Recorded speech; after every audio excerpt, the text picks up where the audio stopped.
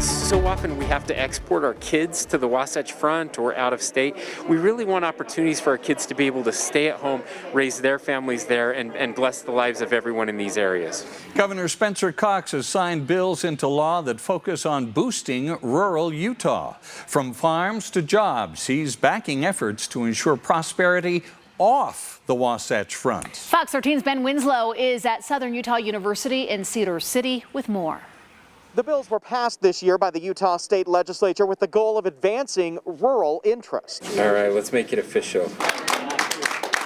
Here at Southern Utah University, Governor Spencer Cox signed into law a series of bills the legislature advanced to boost prosperity in rural Utah. If you're on the Wasatch Front, you may think, well, why do I care about that? But this will allow businesses to grow and expand and relocate off the Wasatch Front, where we have, air quality issues, we have transportation issues, all of those things.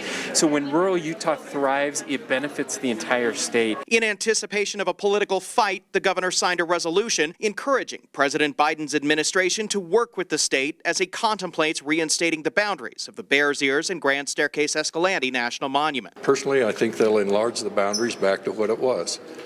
Hopefully, maybe we could solve the Antiquities Act in the meantime if we got some federal legislation and say, okay, let's quit kicking this thing back and forth. The governor signed a resolution thanking farmers for using excess crops to feed Utahns in need in the COVID-19 pandemic, and a bill that offers Utahns seeds to help save the beehive state's dwindling bee population. We're incentivizing landowners to be planting these pollinator-friendly, drought-tolerant, water-friendly plants. They're smallest, hardest-working Utahns, that basically help put food on the table. Here's to the future of rural Utah. But two of the biggest bills seek to boost rural Utah's economy.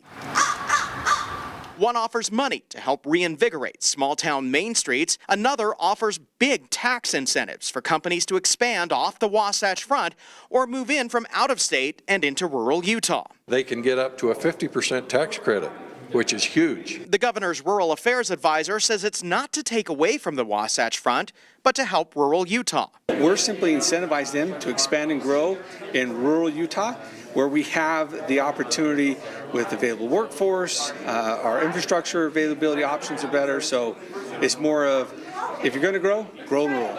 One of the biggest battles that's looming, water. It has a huge impact on rural Utah, and we are in a drought. The governor has already signed a bill advancing a bigger stake in the Colorado River. In Cedar City, Ben Winslow, Fox 13 News, Utah.